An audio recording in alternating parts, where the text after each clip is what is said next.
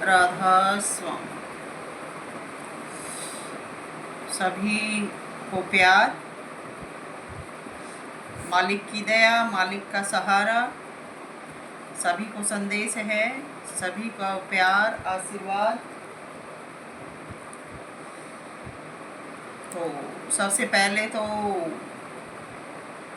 मौसम के बारे में बताती हूँ कि आजकल हमारा हरियाणा तो बिल्कुल ही गर्मी में झुलस रहा है, क्योंकि गर्मी का मौसम आया हुआ है और इतनी गर्मी है कि बाहर निकलना भी मुश्किल हो रहा है। घर में रहते हैं तो गर्मी, बाहर निकलते हैं तो गर्मी, यानी भरपूर गर्मी का मौसम चल रहा है। इतनी गर्मी पड़ रही है कि तन पर कपड़ा नहीं सुहा रहा।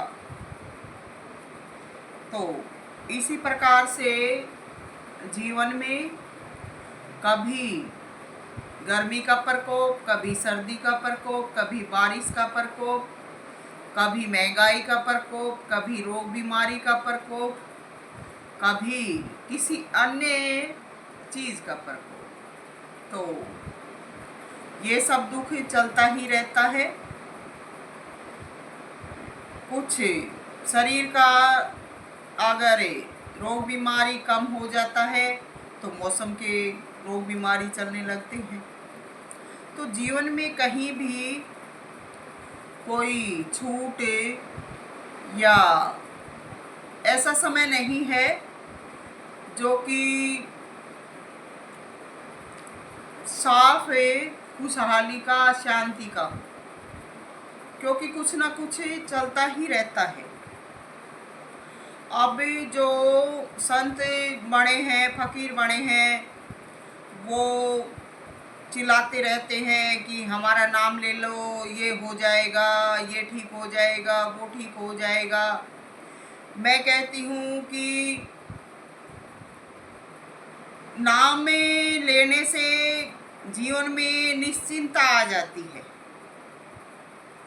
ठीक होना न होना इसकी गारंटी मैं नहीं लेती, क्योंकि जीवन है और जीवन में अनेकों प्रकार की बाधाएं हैं, रुकावटें हैं।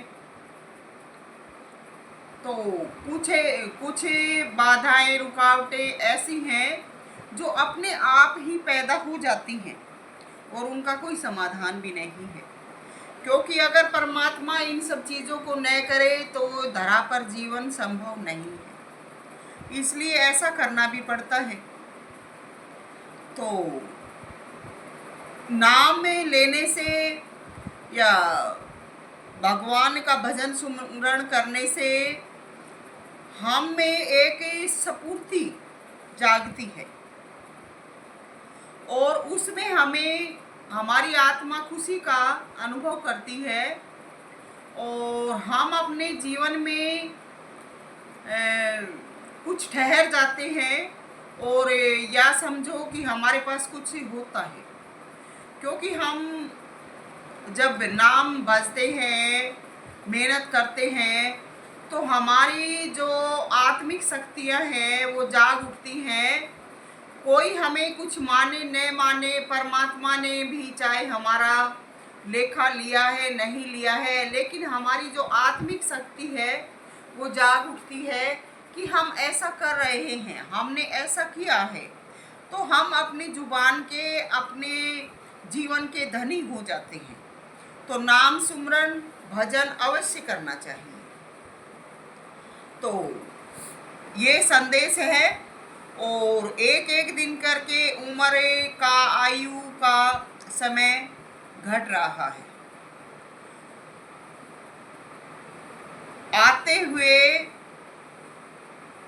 सांस की जय है। जो बचे हैं उनका अपना कीमती वक्त सोच समझकर बिताना चाहिए।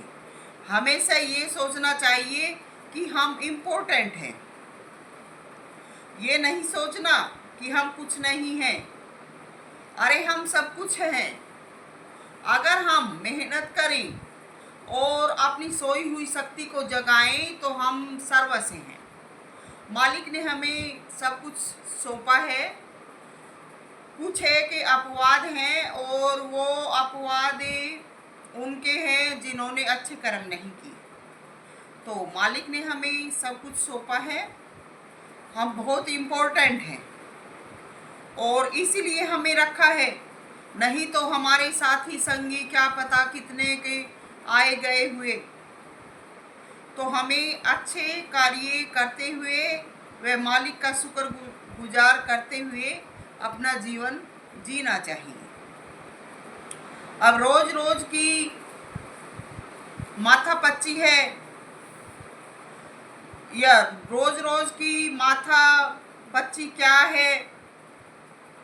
जब हर डेली का रूटीन है, जैसे रूटीन में डेली नहाना धोना खाना पीना करना और जीवन और भी जो दैनिक जीवन के कार्य हैं वो निपटाना, इसी प्रकार से जिस तरह से सूर्य उदय होता है अस्त होता है ये समय का रूटीन है, इसी प्रकार से हर रोज का जीवन चलता है और जीवन चलाने का रूटीन है। इसमें अपना कार्य करना व रोज मालिक का सुमरण करना है। जिस प्रकार हमारा भोजन खाद्यान्न है उसी प्रकार आत्मा का भोजन मालिक दर्शन है। आत्मा मालिक दर्शन का पेय करती है और पलवित पुष्पित होती है। तो भोजन की तरह मालिक दर्शन भी जरूरी है। नहीं तो ये रूह मुरझाई पड़ी रहती है। इसको जब मालिक दर्शन मिलता है तब ये खिलती है। तो रोजमर्रा के जीवन की तरह सत्संग कहो दर्शन करो कहो भजन कहो ये रूह की खुराक है। अगर हमें सच्चे संत फकीर नहीं मिलते तो अपने अंदर में ध्यान लगाकर डेली कोशिश करना चाहिए। दर्शन की आस रखनी चाहिए। दर्शन के लिए ध्यान भजन करना चाहिए। अगर हम ऐसा नहीं करते, इसके विपरीत ये शरीर रोग बीमारी का घर है। वैसे तो हम बड़े स्वार्थी हैं, किसी भी कार्य में अपना घाटा लाभ देखकर करते हैं, मगर ये कार्य ऐसा है जो घाटा लाभ ना देखकर करना ही चाहिए। आए दिन नित नई खबर सुनते हैं, कहीं कोई हादसा होता है कहीं कोई हादसा होता है। तो ये कर्म का लिखा होता है, कोई ना कोई बहाना बनता है। पल के हिसाब से क्या का क्या हो जाता है। तो जीवन रहते हमें मौत को काबू करने का तरीका अपनाना चाहिए। तो मैं आप कहेंगे कि ये जीवन को या मौत को काबू करने का तरीका कौन सा है, तो मैं आपको उत्तर भी साथ में बता देती हूँ कि मालिक का भजन प्यार ही हमें मौत को कंट्रोल करा सकता है। हर इंसान को चाहिए अपने रोजमर्रा के कार्य करे मगर अपने आप को किसी भी चीज में फंसाए नहीं।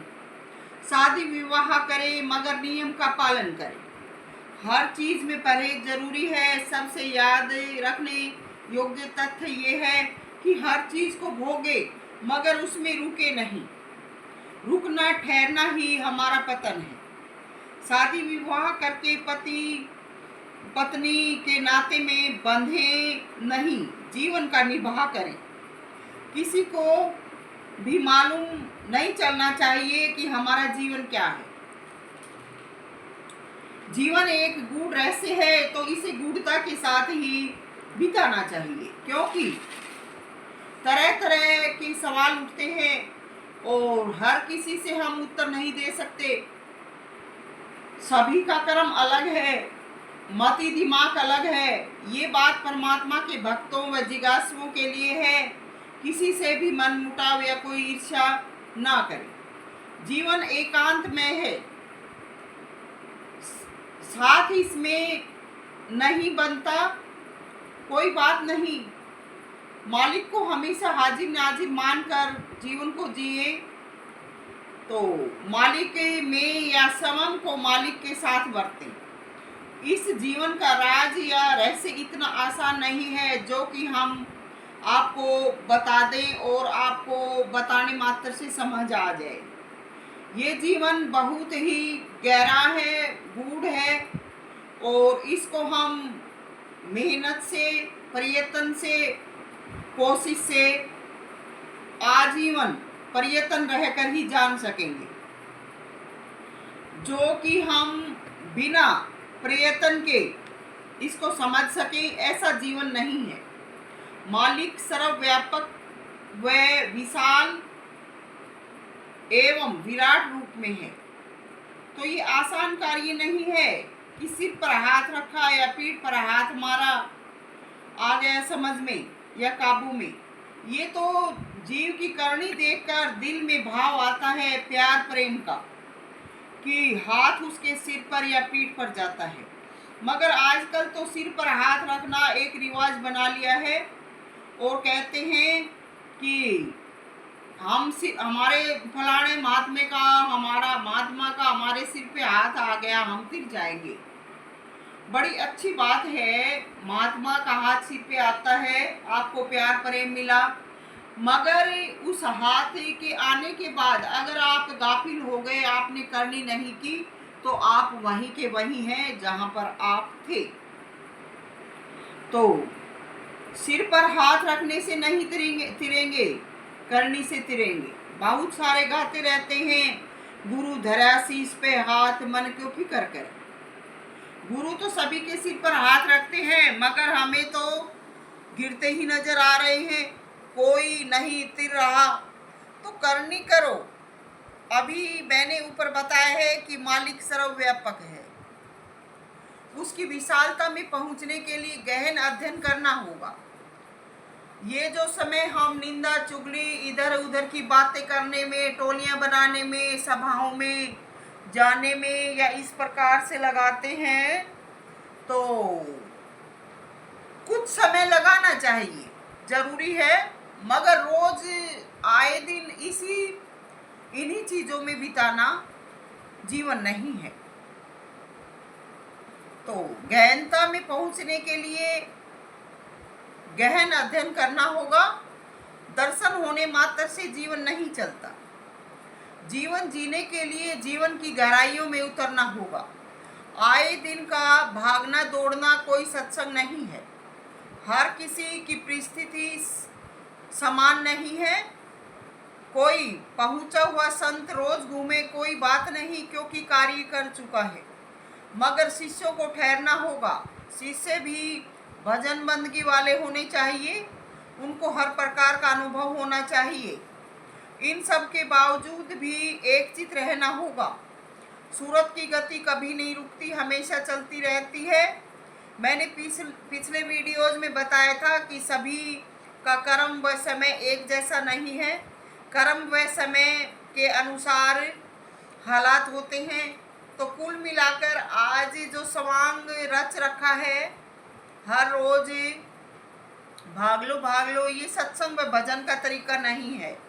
हमारा मन व जीवन रोज के झमेलों में ढल जाता है। मालिक का जो जीवन है, मालिक की तरफ नहीं ढलता। मालिक की तरफ ढालना चाहिए था, मगर दूसरे ही कार्यों में फंस गए।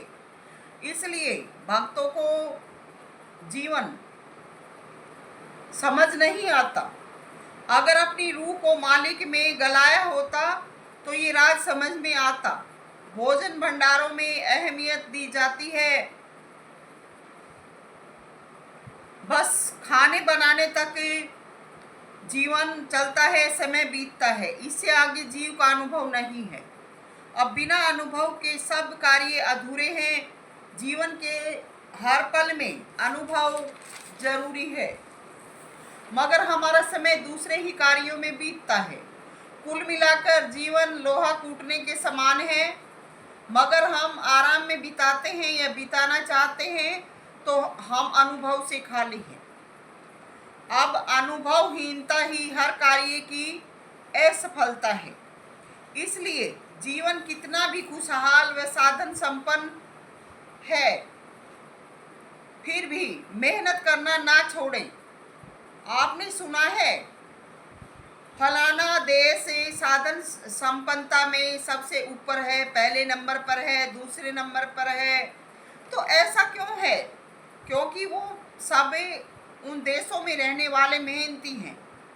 वो निठल्ले नहीं बैठते, वो हमेशा मेहनत करते हैं और जीवन के नित नई नए तरीके व फार्मूले सोचते हैं, अपनाते हैं, इसलिए वो सबसे ऊपर है।